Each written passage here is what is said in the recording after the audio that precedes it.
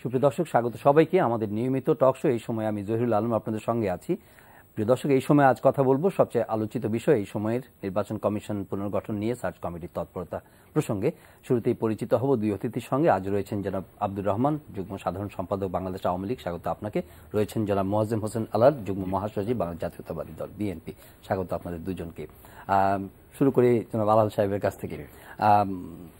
যেই কমিটি গঠন হয়েছে এটা নিয়ে আপনারা কথাবার্তা বলেছেন সার্চ কমিটি, কিন্তু এখন যে সোফার যে কার্যতৎপরতা আপনারা দেখছেন, যে প্রক্রিয়া তারা অনুসরণ করছে, প্রাথমিকভাবে কি মনে হচ্ছে আপনাদের কাছে?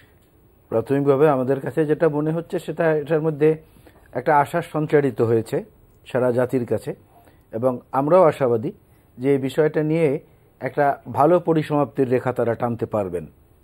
কারণ তার কিছু প্রমাণও ওনারা ইতিমধ্যে দেখিয়েছেন। যেমন আজকে সর্বশেষ যে 5 জনকে ডাকার কথা ছিল তার মধ্যে একজনকে বোধহয় ড্রপ করা হয়েছে, তার বিরুদ্ধে মোকদ্দমা রয়েছে, ফৌজদারি মোকদ্দমা। এই কারণে এটা একটি ভালো লক্ষণ। কিন্তু মূল বিষয়টা হচ্ছে যে এই সার্চ কমিটি তো সংবিধানেও নেই, সার্চ কমিটি আরপিওতেও নেই, এবং সার্চ কমিটির কোনো সাজেশনই বাধ্যতামূলক না two ওবে from the part of the president or from the part of the prime minister. বাধ্যতামূলক না, এটা শুধু সাজেশনটা দিতে পারবেন। কিন্তু শাসন ক্ষমতায় যারা আছেন তারা কতটা সদিচ্ছা নিয়ে এটার প্রয়োগ ঘটাবেন সেইটা হচ্ছে বিষয়। না হলে আয়োজনটা, সাজগোজ এবং অন্যান্য যা কিছু আয়োজন সেগুলো কিন্তু বাহ্যত ভালোই মনে হচ্ছে, কিন্তু এই ভালোর মধ্যে যদি অন্য কোনো কিছু থাকে, যেমন অন্য কোনো কিছু থাকার সন্দেহটা তখনই আসে যখন আওয়ামী লীগের মধ্য থেকে ওবায়দুল কাদের সাহেব যখন বলেন যে মহামান্য রাষ্ট্রপতি যেটা করবেন আমরা সেটা মেনে নেব, কিন্তু মহামান্য রাষ্ট্রপতি করার কিছু কোনো ক্ষমতাই নাই প্রধানমন্ত্রীর অ্যাসিস্ট্যান্স ছাড়া বা তার পরামর্শ ছাড়া। আবার প্রধানমন্ত্রী মহামান্য রাষ্ট্রপতিকে কি পরামর্শ দিয়েছেন সেটা জানার জন্য কোনো আদালতেও যাওয়া যাবে না, জানার চেষ্টাও করা যাবে না, আদালতেও যাওয়া যাবে না। এই ব্যারিয়ারটা কিন্তু সংবিধানে আছে। আর আপনি যদি এর পাশাপাশি যদি 14 দলের মুখপত্র, যিনি অত্যন্ত সিনিয়র একজন রাজনীতিবিদ আওয়ামী লীগের, যারা মোহাম্মদ নাসিম সাহেব, উনি যে কথা আবার বলছেন, উনি বলছেন আবার অন্য লাইনের কথা। উনি বলছেন 2019-এর নির্বাচনে বিএনপি আসতে বাধ্য হবে এবং বিএনপি হারতেও বাধ্য হবে। এই কথাটি ক্রমাগত বলে যাচ্ছেন। এখন এর মধ্যে থেকে কোনটা যে প্রতিভাত হবে শেষ পর্যন্ত গিয়ে, এটা নিয়ে কিছুটা দুশ্চিন্তার মধ্যে অবশ্য শুধু বিএনপি না, যারা একটু ভালো চান দেশের সবাই আছেন। তার মধ্যে আওয়ামী লীগের মধ্যেও যারা একটু সুচিন্তার অধিকারী তারাও নিশ্চয়ই এটা নিয়ে আশঙ্কায় রয়েছেন। সে আশঙ্কাটা দূরীভূত হোক, এটাই আমাদের প্রত্যাশা। বাস্তবায়নের ক্ষেত্রে যেন আমরা এই যে কথাগুলো সার্চ কমিটির পক্ষ থেকে এসেছে, তাদের নিয়োগ নিয়ে যত বিতর্ক থাকুক, তাদের স্ট্যান্ডার্ড স্ট্যাটাস নিয়ে যাই থাকুক, একটা ভালো ফল যদি বেরিয়ে আসে, গাছ কি সেটা নিয়ে বিবেচ্য বিষয় হবে না তখন। জনাব আব্দুর রহমান। সর্বপ্রথমে আপনাকে ধন্যবাদ।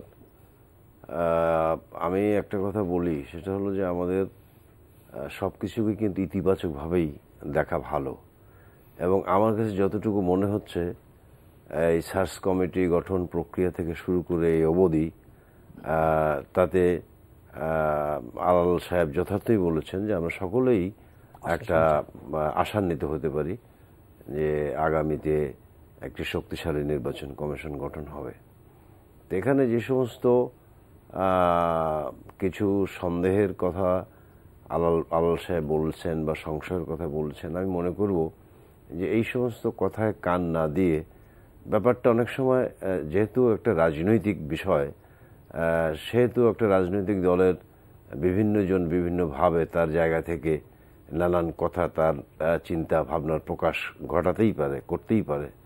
কিন্তু এখানে একটা জিনিস আমাদের সকলকেই মনে রাখতে হবে যে মাননীয় প্রধানমন্ত্রী মহামান্য রাষ্ট্রপতিকে পরামর্শ দিবেন, সেই পরামর্শ তাকে রাখতেই হবে এমন বাধ্যবাধকতা কিন্তু নাই।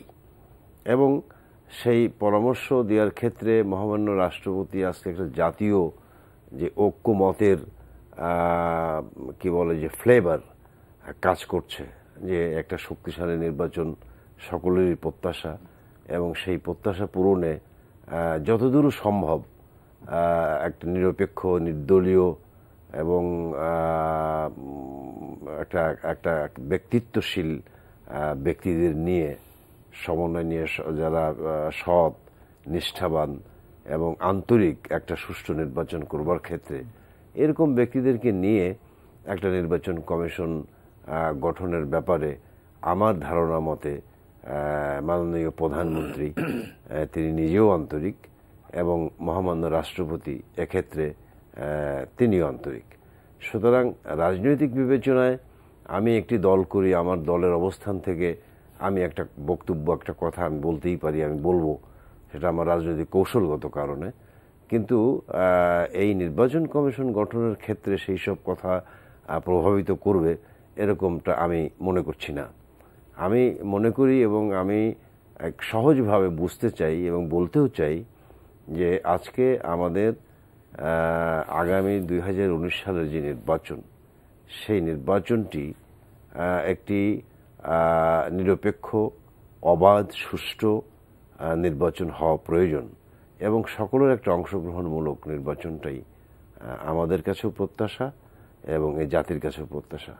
এবং সেই ক্ষেত্রে আমি বলবো যে আমাদের যে সমস্ত দায়িত্বশীল রাজনৈতিক দলগুলো আমরা আছি, সেই রাজনৈতিক দলগুলোর সহযোগিতা করা, সোফার যে কার্যক্রম আপনি দেখছেন, রাজনৈতিক যে প্রক্রিয়া, সংলাপের প্রক্রিয়া থেকে শুরু করে এই পর্যন্ত, তাতে অন্য দলগুলোর ভূমিকা ক্ষমতাসীন দলের দৃষ্টি থেকে কিভাবে দেখছেন? যেমন বিএনপি সংলাপে অংশ নিয়েছে, প্রথম দিকে তারা কমিটির সমালোচনা করেছে, সার্চ কমিটির, আবার তারা আবার সিদ্ধান্ত নিয়ে নামও জমা দিয়েছে। এই ক্ষেত্রেই বলবো যে আসলে জীবনের সত্য কিন্তু ঘন ঘন বদলায়। সুতরাং যেই বিএনপি সার্চ কমিটিকে নিয়ে একটা সংশয় প্রকাশ করলেন, রাজনৈতিক একটা মানে চরিত্র দিয়ে জিনিসটিকে দেখতে চাইলেন, সেই জায়গাটা থেকে তারা সরে এসে ইতিবাচকভাবে এখন দেখছে এবং সার্চ কমিটির কাছে নাম পাঠিয়েছে, সার্চ কমিটির কাছে এক ধরনের আস্থা ব্যক্ত করেছে। সুতরাং এটা একটা ভালো দিক, কোনো সন্দেহ নেই, এটা ভালো দিক এবং আমি সেক্ষেত্রে বিএনপিকে স্বাগতই জানাবো। কিন্তু আপনি যে রাজনৈতিক কৌশলের কথা বলছেন, কৌশলের অংশ হিসাবে এই কোনো কিছুকেই যদি বিবেচনার মধ্যে না নেওয়া হয়, সেখানে কি কিছু করার থাকবে? না না না না, আমি বলছি যে আপনার সার্চ কমিটির একটি সুপারিশ এবং এ পর্যন্ত যে সমস্ত প্রক্রিয়াগুলো তারা অনুসরণ করছে, সেই সব প্রশংসা কি বলে যে উদ্যোগগুলো কিন্তু প্রশংসিত হচ্ছে সকল মহলের কাছে। এমনকি যেই বিএনপি অনাস্থা ব্যক্ত করেছিল সার্চ কমিটির উপরে, তারাও কিন্তু আস্থা রাখতে শুরু করেছে। সুতরাং আমি মনে করব যে তাদের বিবেচনায় কোনো রাজনৈতিক প্রভাবকে মাথায় না নিয়ে তাদের দৃষ্টিভঙ্গির জায়গা থেকে সকলের কাছে একটা গ্রহণযোগ্য ব্যক্তিদের নিয়ে একটা নির্বাচন কমিশন গঠন হতে পারে, এই মর্মেই তারা একটা সুপারিশমালা তৈরি করবে এবং সেই সুপারিশমালার ভিত্তিতে মহামান্য রাষ্ট্রপতি তার বিবেচনা দিয়ে, তার সাংবিধানিক ক্ষমতা দিয়ে তিনি সেই নির্বাচন কমিশন গঠন। আপনাদের বক্তব্য বিবৃতি, আমাদের বক্তব্য বিবৃতি যেটা আশা নিরাশার দোলা দেখি সব। হ্যাঁ, আশা নিরাশার দোলা তো নিঃসন্দেহে থাকবে, কারণ এই ইমিডিয়েট পাস্টের যে প্রেসিডেন্স যেগুলো রয়েছে তার থেকে তো এমনটা সংশয় আসা স্বাভাবিক। রহমান ভাই বলেছেন যে রাজনীতিতে কিছু কৌশল থাকে, এই জন্য কথা ভিন্নতর হয়। তাই সেটা যদি আওয়ামী লীগের বেলায় প্রযোজ্য হয়, বিএনপির বেলায় প্রযোজ্য হবে। তবে আমি ব্যক্তিগতভাবে মনে করি গণতন্ত্রে কোনো কৌশলের বিষয় নাই। মানুষের অধিকার ফেরত দেওয়া, মানুষের অধিকার সঠিকভাবে প্রয়োগ করতে দেওয়ার যে সুযোগটা, সেইটা সৃষ্টি করা সকল রাজনৈতিক দল মিলে, বিশেষ করে বড় দলগুলো, যেহেতু সংবিধানেও রয়েছে যে জনগণই হচ্ছে একমাত্র সার্বভৌম, সেই দিকে তাকানো। বিএনপি কিন্তু সার্চ কমিটির উপরে অনাস্থা জ্ঞাপন করে নাই। সার্চ কমিটির কয়েকজন সম্পর্কে কিছু প্রশ্ন তুলেছে যে they are very close related with the Awami League, এইভাবে তারা বলেছে। কিন্তু তারপরেও তারা প্রস্তাবনাটা দিয়েছে এবং সার্চ কমিটি আজকে পর্যন্ত যে কথাগুলো বলেছে, আপনি দেখেন এর আগে বেগম খালেদা জিয়া যে 13 দফা উপস্থাপনা করেছিল, তার মধ্যে যে সংজ্ঞাগুলো রয়েছে, ডেফিনেশনগুলো, প্রজ্ঞাবান, সাহসী, নিরপেক্ষ, রাজনীতির সঙ্গে সম্পৃক্ত না, হ্যাঁ সৎযোগ্য, এই কথাগুলোই কিন্তু যাদেরকে ডাকা হচ্ছে বিশিষ্ট ব্যক্তিদেরকে, তারাই কিন্তু বলছেন ঘুরিয়ে ফিরিয়ে এই কথাগুলোই। তার মানে কি বিএনপি প্রথম থেকে একটা প্রচন্ড রকম সদিচ্ছা নিয়ে অগ্রসর হয়েছে। কিন্তু সমস্যাটা দাঁড়ায় তখন, ওই যে আমি বললাম ইমিডিয়েট পাস্টের কিছু প্রেসিডেন্স, এখানে যদি আমরা মনে করি নিকট অতীতে তত্ত্বাবধায়ক সরকার ব্যবস্থাটা যখন বাতিল হলো, তখন উচ্চ আদালতে এমিকাস কিউরিদেরকে ডাকা হয়েছিল, আমাদের সবার মনে আছে। এমিকাস কিউরিদের মধ্যে একজন বাদে সবাই তত্ত্বাবধায়ক সরকার ব্যবস্থা বহাল রাখার পক্ষে মত দিয়েছিলেন সর্বোচ্চ আদালতে। এবং একই সঙ্গে ওই কমিটির যিনি কো চেয়ারম্যান ছিলেন এই সংবিধান সংশোধন কমিটির, বাবু সুরঞ্জিত সেনগুপ্ত, উনি বলেছিলেন আমরা তত্ত্বাবধায়ক ব্যবস্থা বহাল রাখবো, আগের দিন পর্যন্ত বলেছিলেন। এবং উচ্চ আদালতের একটি ডাইরেকশনও ছিল যে 2 বার তত্ত্বাবধায়ক সরকারের অধীনে নির্বাচন হতে পারে।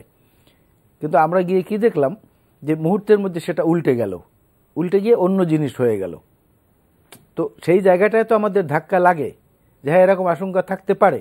কারণ যে কথাটা আমি বলেছি, এই ক্ষেত্রে যদি সার্চ কমিটিকে যে পরামর্শ দিয়েছেন এই বিশিষ্টজনরা, এরকম আরও 52 জন না কতজন সুশীল সমাজের মানুষদেরকে নিয়ে ওই তত্ত্বাবধায়ক সরকার বিল বাতিলের আগে আবার সংসদীয় কমিটিও বসেছিল। তারাও পরবর্তীতে বলেছে আমাদের কোনো গুড উইশেস কিংবা সাজেশন এখানে রক্ষা করা হয়নি। সেই জন্য আশঙ্কাটা আসে, অন্য কোনো কারণ নেই, হতাশা বা অন্য কোনো কারণ থেকে না। তো সেই জায়গাটা যে কাজটা করা যেতে পারে আমার মতে, সে কাজটা হলো যাদের নাম এই যে সার্চ কমিটি বলেছে যে ওনারা 20 জনের নাম চূড়ান্ত করে এখান থেকে দিবেন, শর্ট লিস্ট করে, হ্যাঁ শর্ট লিস্ট করবে একটা করেছেন তারা, এটা মহামান্য রাষ্ট্রপতির কাছে দিবেন। না এখান থেকে দিবেন সেটা এতে রাজনৈতিক দলের প্রস্তাবিত নাম নাও থাকতে পারে, এর বাইরেও তালিকা থাকতে পারে, আবার এই নামের মধ্য থেকেও থাকতে পারে। এই যে যাদেরকে ওনারা দিবেন সমীচীন মনে করবে সেটা নিয়ে আমাদের কোনো বক্তব্য নেই।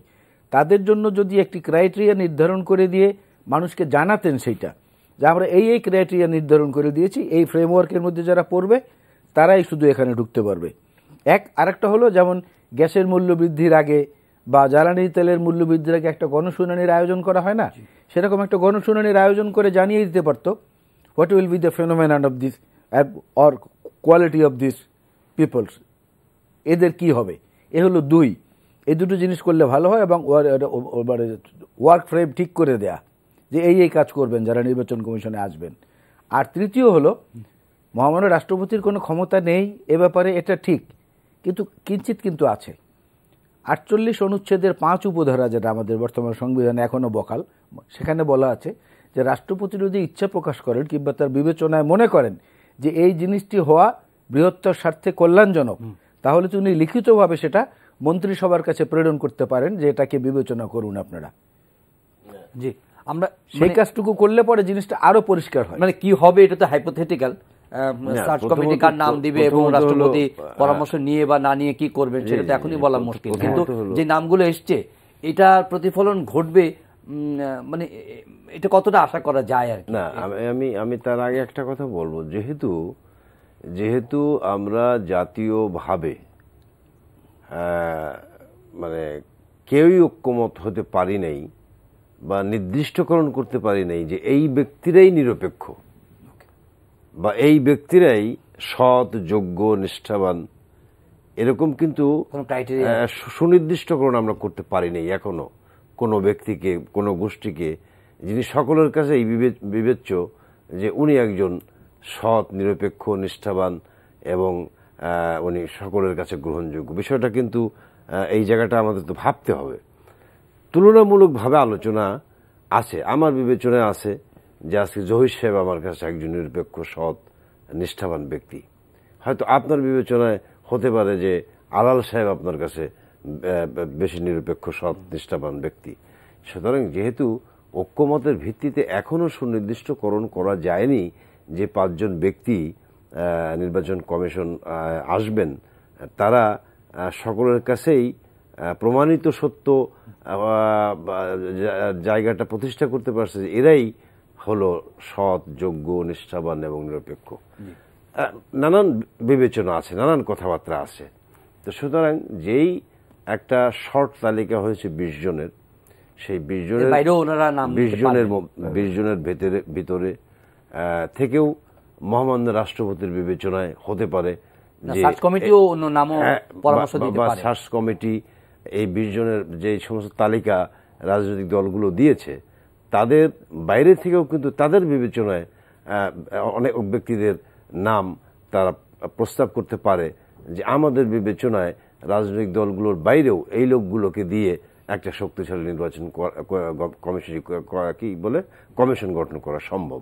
তো সেই ক্ষেত্রে আমি মনে করি যে ব্যাপারটা আমরা সকলেই আমাদের মূল আকাঙ্ক্ষাটা এখানেই রাখা ভালো এবং এই লক্ষ্যটা স্থির করাই ভালো যে আমরা একটা মানে কি বলে শক্তিশালী, মানে অবাধ স্বাধীন একটা নির্বাচন কমিশন গঠন করবার মতো ব্যক্তিদের নিয়ে মহামান্য রাষ্ট্রপতি এমন একটা বিষয় আমাদের উপহার দেন। জনাব আলাল, আমরা যে এই পর্যন্ত যে আলোচনাগুলো করলাম সেটা এখনকার এই ঘটনা প্রবাহের উপর ভিত্তি করে, কিন্তু একটু আপনারা দীর্ঘদিন ধরে রাজনীতি করছেন, রাজনীতিতে আপনাদের দীর্ঘ অভিজ্ঞতা কাজে লাগিয়ে একটু বিশ্লেষণ পাওয়ার চেষ্টা করব। সেটি হচ্ছে যে যত এক্সারসাইজ আমরা এই পর্যন্ত দেখেছি, প্রিভিয়াস 2000 এর আগে যে সার্চ কমিটি হয়েছে সেই সার্চ কমিটি নিয়েও প্রশ্ন উঠেছিল, এবারও হয়েছে, কিন্তু রাষ্ট্রপতি যে সংলাপ করেছেন, তারপরে সার্চ কমিটি গঠন হয়েছে, এখন যে দুটো মিটিং হয়েছে, এটার আলোকে কি মনে হয় যে এবারের ইলেকশন কমিশন যেটা হবে সেটার মধ্যে কিছু না কিছু মানে সার্বজনীন আকাঙ্ক্ষার প্রতিফলন ঘটবে? আপনার কি বিশ্লেষণটা কি? আমি ব্যক্তিগত মনে হয় কি একটা ফিল গুড একটা কিছু পাওয়া যাবে? আমি ব্যক্তিগতভাবে খুবই আশাবাদী মানুষ। কেন আশাবাদী হচ্ছে? আশাবাদী হচ্ছে এই কারণে যে এই প্রক্রিয়াটা এত জানান দিয়ে সাধারণ মানুষকে গতবারের সার্চ কমিটিটি হয়নি না, এবং গতবারের সার্চ কমিটিটির পরে যেই নির্বাচন কমিশনটি আমরা পেয়েছি সেটি সম্পর্কে এখন সংসদের যে বিরোধী দল বা সরকারি দল দুটো লেভেলই তাদের গায়ে আছে, সেই দলের যিনি প্রধান, জাতীয় পার্টির প্রধান, তিনি গতকালকেও বলেছেন, আজকেও বলেছেন যে মেরুদণ্ডওয়ালা আমরা নির্বাচন কমিশন চাই। তো তার ভাষাতেই বলি, এর চেয়ে খারাপ ভাষা আমি ব্যবহার করতে চাই না, মেরুদণ্ড সম্পন্ন নির্বাচন কমিশন চাই। তো সেখান থেকেও কথা আসছে যে আগের মতো যেন না হয়। এই কথার অর্থ হলো যে আগের মতো যেন না হয়, তার মানে আগেরটা খারাপ ছিল। যদি এরশাদ সাহেবের বারংবার বলা ওই কথাটাকেই বেস করি, আমরা তো এটা নিয়ে সন্দেহ বা অন্য কোনো কিছু করার আশঙ্কা করার কারণ রয়েছে অতীতের কিছু ইতিহাসের উপরে। তারপরেও আমরা অগ্রগামী হয়েছি এই ব্যাপারে, আমরা পায়োনিয়ার হয়েছি এবার, কারণ আমরা এই প্রস্তাবনাটা প্রথম দিয়েছি এবং সেই প্রস্তাবনার ভিত্তিতেই আমরা কিন্তু ক্রাইটেরিয়াও নির্ধারণ করে দিয়েছি। ওই কারণে আমি বলছি যে সার্চ কমিটি যদি সেই ক্রাইটেরিয়াগুলো ওইভাবে নির্ধারণ করে দেয় এবং সাহসী শব্দটি কথাটা যোগ করে, যে সাহসী, শুধু স্বাধীন না, সাহসী নির্বাচন কমিশন, যারা শাসক দল থেকেও কোনো প্রেশার আসলে ফেস করতে পারবে, বিরোধী দল থেকে কোনো এজিটেশন হলে সেইটাকে। কিন্তু রাজনৈতিক সরকার যখন ক্ষমতায় থাকে, ট্রেডিশনালি আমরা যা দেখেছি অতীত অভিজ্ঞতায়, আপনি কেন মনে করছেন যে খুব একজন রাজনৈতিক সরকার খুব সাহসী একটা নির্বাচন কমিশন চায়, আকাঙ্ক্ষা করে? না, ওই জায়গাটাই তো আমার আশঙ্কাটা, সেখানে তো আশঙ্কাটা। এবং যে কথাটি রাহমান ভাই বলেছেন, কারো সন্দেহ বা কিছু করার উচিত না, এটা ঠিকই। কিন্তু আমরা ছোটবেলায় পড়েছি, যদিও এই পাঠ্যসূচিটি নিয়ে তখন সমালোচনা ছিল, যে টোনাটুনি স্থির করলো যে তারা বনের পশু পাখিদের সবাইকে পিঠা বানিয়ে খাওয়াবে। মহা আয়োজনে দাওয়াত দেওয়া হলো সবাইকে, পিঠা তৈরি হলো, ধুমধাম করে পিঠা সুগ্রাণ বাতাসে ছড়িয়ে পড়লো। কিন্তু পরবর্তীতে দেখা গেল শুধু টোনাটুনিরাই ওই পিঠা খেয়ে গিয়ে গাছের মগডালে বসে থাকলো। অতিথিরা এসে দেখলো টোনাটুনিও নাই আর খাবারও নাই, শুধু আয়োজনের ব্যবস্থাটা আছে। সেরকম তো হওয়ার একটা আশঙ্কা তো অতীতে আমরা দেখেছি।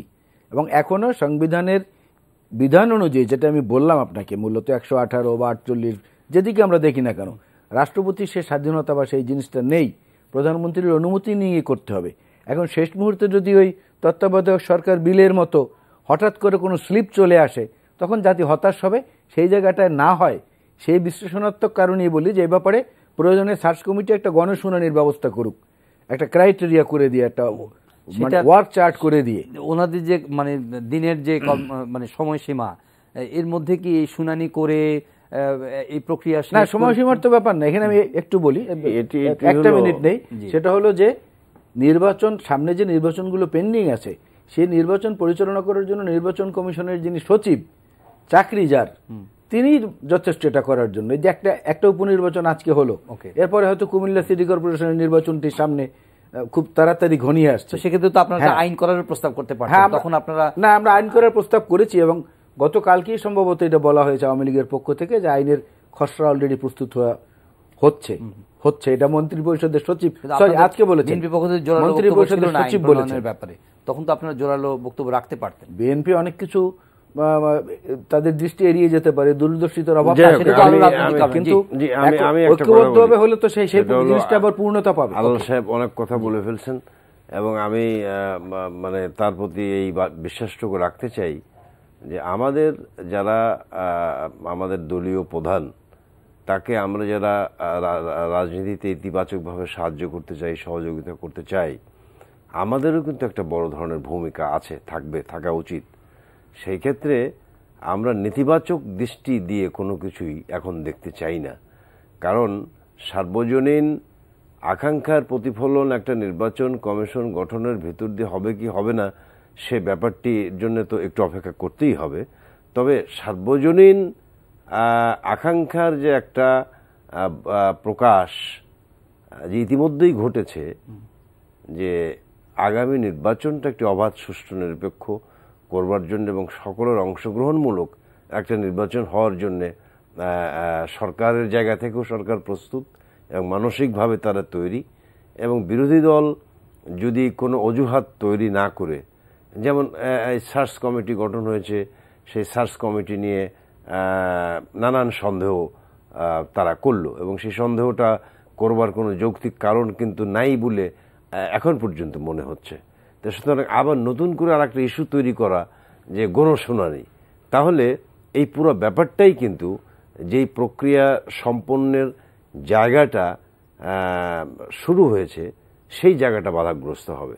সুতরাং আমি মনে করব যে নতুন কোনো অজুহাত বা নতুন কোনো ওসিলা তৈরি না করে সার্চ কমিটি বিভিন্ন নাগরিক সমাজের বিশিষ্ট ব্যক্তিদেরকে নিয়ে তারা পরামর্শ করছেন, তাদের কাছে আলাপ আলোচনা করছেন, রাজনৈতিক দলগুলোর কাছ থেকে নাম চেয়েছে, রাজনৈতিক দলগুলো নাম দিয়েছে এবং এরপরেও কিন্তু তাদের একটা নিজস্ব বিবেচনা রয়েছে। তো সুতরাং আমি মনে করি যে উনি বললেন যে মহামান্য রাষ্ট্রপতি কিছুই করার নেই, আর্টিকেল 48-এর ইন্টারনাল অনেক ক্ষমতা কিন্তু মহামান্য রাষ্ট্রপতির আছে, হ্যাঁ, যেটা তিনি প্রয়োগ করতে পারেন। তো সুতরাং আর মাননীয় প্রধানমন্ত্রীর পরামর্শ বলেন, সুপারিশ বলেন, এগুলো তাকে গ্রহণ করতেই হবে এমন বাধ্যবাধকতা কিন্তু নাই। তো সুতরাং তিনি তো পরামর্শ দিতে পারেনি। তো পরামর্শ যেহেতু খোলামেলা দিয়েছেন, একটি রাজনৈতিক দলের প্রধানও তো তিনি, সেখানে একটা জাতীয় কমিটির আলাপ আলোচনা হয়েছে, মিটিং হয়েছে, সে সবাই সর্বসম্মতভাবে হয়তো কতগুলো নামের কথা বলেছেন এবং তার উপর দায়িত্ব দেওয়া হয়েছে উনি যেই নামগুলো এর ভিতর থেকে ভালো মনে করবেন সেই নামগুলোই তিনি পাঠাবেন এবং অত্যন্ত গোপনীয়তার সাথে সেই নামগুলো তিনি পাঠিয়েছেন। তো এখন যেই শর্টলিস্ট তৈরি হয়েছে, এই তৈরির ভিতরে একটা সহায়ক শক্তি নিশ্চয়ই সার্চ কমিটিকে কাজ করবে, যে তাদের একটা ধারণার জায়গাটা পরিষ্কার হতে পারবে এবং তারা এই এই এই এই ভিত্তিকে ধরেই তারা সামনের দিকে এগোবে। এবং আমি মনে করি সেই ক্ষেত্রে যে আমাদের সকলেরই এই ব্যাপারে সহযোগিতাটা রাখা উচিত, যে সার্চ কমিটি যে সিদ্ধান্ত বা যে সুপারিশমালা গ্রহণ করবেন এবং সেই সুপারিশমালাটা আমি এখনো বিশ্বাস করতে চাই খুব দৃঢ়ভাবেই যে সেটি মোটামুটি সার্বজনীন একটা আকাঙ্ক্ষার প্রতিফলন সেখানে থাকবে এবং সেই জায়গাটা কিন্তু আমাদের সকলকে মেনে নেবার মানসিক ইচ্ছে থাকতে হবে। কারণ আমাদের মূল লক্ষ্য হলো যে আগামী দিন একটা অংশগ্রহণমূলক সকলের একটা কি বলে যে স্বাধীন, নিরপেক্ষ এবং একটা সুষ্ঠু নির্বাচন দেখবার প্রত্যাশা। সেটা যদি আমাদের নাই থাকতো, এই প্রস্তাবনাটা তো আমরা প্রথম দিয়েছি, পুস্তিকা আকারে দিয়েছি, ক্রাইটেরিয়া ঠিক করে দিয়েছি, সেই ভিত্তিতেই তো রাষ্ট্রপতির সঙ্গে আমরা দেখা করেছি এবং সেখানে বিস্তারিত আলোচনা হয়েছে। কিন্তু আমার কথাটা হচ্ছে যে দুই তিনটি জিনিসের প্রতি খেয়াল রাখা উচিত, যে ক্ষমতায় থাকলে পরে যে দলই হোক, হয়তো কম বেশি হতে পারে, যারা থাকে তারা এটাকে দীর্ঘায়িত করার জন্য বিভিন্ন কৌশল অবলম্বন করে। আমাদের এই ভূপৃষ্ঠে, আমাদের এই মানচিত্রের মধ্যে যারা অবস্থানরত সেই তারা এটা অবলোকন করেছে বিভিন্ন সময়। শুধু সরকারে থাকলেই না, আপনাকে মনে রাখতে হবে আর একটা হলো যে দায়িত্বশীল রাজনৈতিক দল, দায়িত্বশীল রাজনৈতিক দল বলেই তো বিএনপি, না না আমি তো সেটা বললাম, বিএনপি তো এবার তো প্রস্তাবনাটা দিয়েছি সবার আগে, না না এই প্রস্তাবনার ভিত্তি ধরে আমি যদি বলি আজকে যে রকুনুদ্দিন মাহমুদ সাহেবকে ডাকা হলো বিশিষ্ট জনদের মধ্যে, রকুনুদ্দিন মাহমুদ সাহেব আওয়ামী লীগের নমিনেশন চেয়েছিলেন, আওয়ামী লীগের মঞ্চে দাঁড়িয়ে বক্তৃতা দিয়েছেন। সেখানে বিএনপির কি ওনার লেভেলের বিএনপির কোন আইনজীবী ছিল না যারা বিএনপি সমর্থন করে? তাদের একজনকে ডাকতে পারতো না? এমন প্রশ্ন করাটা কি খুব অযৌক্তিক বা অন্যায় হয়ে যাবে? রকুনুদ্দিন মাহমুদ নমিনেশন চেয়েছিলেন, নমিনেশন পাননি উনি, কিন্তু আওয়ামী লীগের কাছে নমিনেশন চেয়েছিলেন, বোর্ডেও হাজির হয়েছিলেন এবং মঞ্চে দাঁড়িয়ে আজকে যিনি প্রধানমন্ত্রী তার মঞ্চেই উনি বসাছিলেন, বক্তব্যও দিয়েছিলেন। তাহলে বিএনপির মধ্যেও তো এরকম সিনিয়র আইনজীবী এখন লোম বাঁচতে গেলে I am sorry to say না এগুলো তো ছোট ছোট জিনিস মিলিয়ে তো বড় কিছু হয়।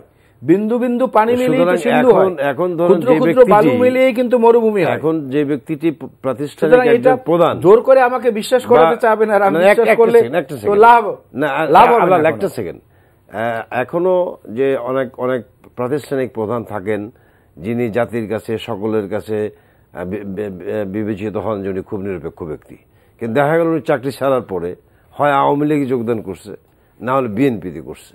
তার মানে রাজনৈতিক একটা মানে অন্ততপক্ষে একটা ভাবাদর্শ যদি তার ভেতরে কাজ না করে তাহলে সে চাকরি ছাড়ার পরে কোনো রাজনৈতিক দলে কিন্তু যোগদান করতে পারে। ওই কারণেই আমি কিন্তু ওয়ার্কশপের কথা বলেছি যে একদম আপনি নিখুঁত একটা কি বলে যে ধোয়া তুলসীর পাতা দিয়ে, হ্যাঁ মানে একটা মানুষের রাজনৈতিক দর্শনগত জায়গা থেকে তার একটা দুর্বলতা থাকতেই পারে, কিন্তু তাকে যে দায়িত্বটা দেওয়া হচ্ছে সেই দায়িত্বটা পালনের ক্ষেত্রে এই জায়গাটা কতটুকু নিরপেক্ষতা এবং কতটুকু সৎ নিষ্ঠার সঙ্গে তার কাজটি করছে, এটাই হলো ব্যক্তিগত বিশ্বাস অবিশ্বাস তো থাকবেই। ভোট দেওয়ার সময় কি নৌকা বা ধানের শীষে বা লাঙ্গলে কেউ দেয় না, এরা প্রত্যেকে দেয়, কিন্তু কথাটা হলো what the chair is telling. চেয়ারে যখন বসবে তখন এই চেয়ারটা নিরপেক্ষ হবে তার হাতের মাধ্যমে, তার মাধ্যমে পরিচালিত হচ্ছে কিনা। রাজনীতি যদি রাজার নীতি হয় সেটাই আমরা বিশ্বাস করি না, রাজনীতি যেন নীতির রাজনীতি হয়। এই জায়গাটা পৌঁছতে পারলে আমরা ভালো কিছু আশা করি। ধন্যবাদ জনাব আব্দুর রহমান, ধন্যবাদ জনাব মোয়াজ্জেম হোসেন আলাল স্টুডিওতে আসার জন্য। প্রিয় দর্শক, আজকের অনুষ্ঠান এখানে শেষ করছি। সবাই ভালো থাকবেন, আর এই অনুষ্ঠানটি অনলাইনে দেখতে পারেন, ভিজিট করুন www.ntv.com। দেখা হবে পরের অনুষ্ঠানে।